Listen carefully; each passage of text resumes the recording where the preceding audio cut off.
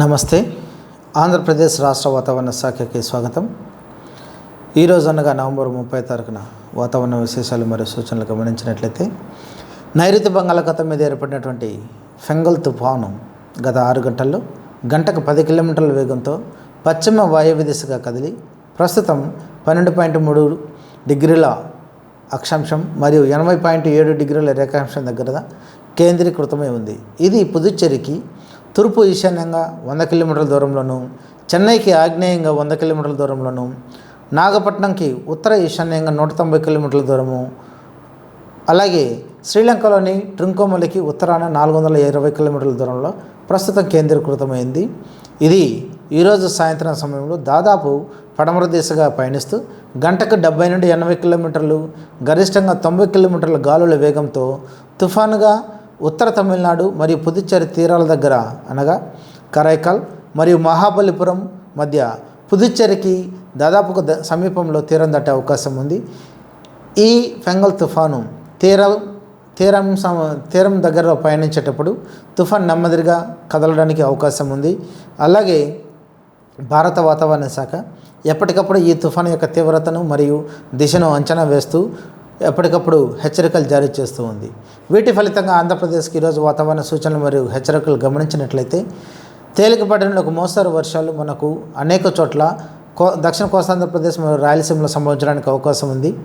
అలాగే తిరుపతి, నెల్లూరు జిల్లాలలో భారీ నుండి అతి భారీ వర్షాలతో పాటుగా అత్యంత భారీ వర్షాలు 1-2 చోట్ల సంభవించడానికి అవకాశం ఉంది. అలాగే అన్నమయ్య, చిత్తూరు జిల్లాలో భారీ నుండి అతి భారీ వర్షాలు 1-2 చోట్ల సంభవించే అవకాశం ఉంది. వైఎస్ఆర్ కడప, ప్రకాశం జిల్లాలో, అలాగే పశ్చిమ గోదావరి, డాక్టర్ బిఆర్ అంబేద్కర్ కోనసీమ, కాకినాడ, విజయనగరం, విశాఖపట్నం ఈ జిల్లాలలో కూడా మనకు 1-2 చోట్ల భారీ వర్షాలు సంభవించడానికి అవకాశం ఉంది. అదేవిధంగా ఈరోజు తిరుపతి, నెల్లూరు జిల్లాలలో గాలులు గరిష్టంగా వీచేదానికి అవకాశం ఉంది. మరి ముఖ్యంగా మనం గమనించినట్లయితే ఈ 2 జిల్లాలలో మనకు గాలులు గంటకు 50 నుండి 60 కిలోమీటర్లు, గరిష్టంగా 70 కిలోమీటర్ల వేగంతో వీచే అవకాశం ఉంది. అదేవిధంగా పక్కన ఉన్నటువంటి అన్నమయ్య, చిత్తూరు జిల్లాలలో గాలులు గంటకు 40 నుండి 50 కిలోమీటర్లు, గరిష్టంగా 60 కిలోమీటర్ల వేగంతో వీచే అవకాశం ఉంది. అదేవిధంగా రేపు అనగా 1 డిసెంబర్ రోజున చూసినట్లయితే మనకు తేలికపాటి నుండి ఒక మోస్తరు వర్షాలు దక్షిణ కోస్తాంధ్రప్రదేశ్ మరియు రాయలసీమలో అనేక చోట్ల సంభవించే అవకాశం ఉండగా 1-2 చోట్ల భారీ వర్షాలు, మరి ముఖ్యంగా నెల్లూరు, తిరుపతి, చిత్తూరు, అన్నమయ్య, సత్యసాయి, వైఎస్ఆర్ కడప ఈ జిల్లాలలో 1-2 చోట్ల మనకు సంభవించడానికి అవకాశం ఉంది. ఇక 2వ తారీఖున గమనించినట్లయితే మనకు భారీ వర్షాలు దక్షిణ కోస్తాంధ్రప్రదేశ్ మరియు రాయలసీమలో 1-2 చోట్ల, మరి ముఖ్యంగా నెల్లూరు, తిరుపతి, చిత్తూరు, అన్నమయ్య, శ్రీ సత్యసాయి జిల్లాలలో మనకు 1-2 చోట్ల సంభవించడానికి అవకాశం ఉంది. కాబట్టి ఈ హెచ్చరికలన్నింటిని దృష్టిలో ఉంచుకొని ప్రజలు అప్రమత్తంగా ఉండాలని హెచ్చరికలు జారీ చేస్తున్నాం. మరి ముఖ్యంగా లోతట్టు ప్రాంతాలలో నివసించేవారు తగిన జాగ్రత్తలు తీసుకోవాలి.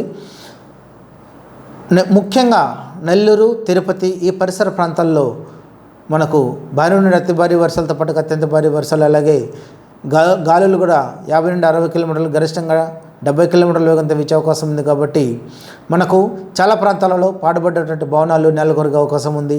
టెలిఫోన్ స్తంభాలు కానీ, విద్యుత్ స్తంభాలు కానీ నెలకొరగడానికి అవకాశం ఉంది. సాధ్యమైనంత వరకు ప్రజలు ఎవరు అత్యవసరమైతే మినహాయించి బయట తిరగరాదని కూడా హెచ్చరికలు జారీ చేస్తున్నాం. అలాగే ఈ చేపల చెరువులు ఏవైనా ఉంటే వాటి కూడా తగినటువంటి జాగ్రత్తలు తీసుకోవాలి.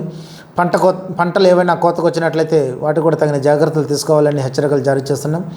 అదేవిధంగా ఆంధ్రప్రదేశ్ తీర ప్రాంతం వెంబడి అననుకూలమైనటువంటి వాతావరణ పరిస్థితులతో పాటుగా గాలులు 70 నుండి 85 కిలోమీటర్లు, గరిష్టంగా 95 కిలోమీటర్ల వేగంతో వీచే అవకాశం ఉంది.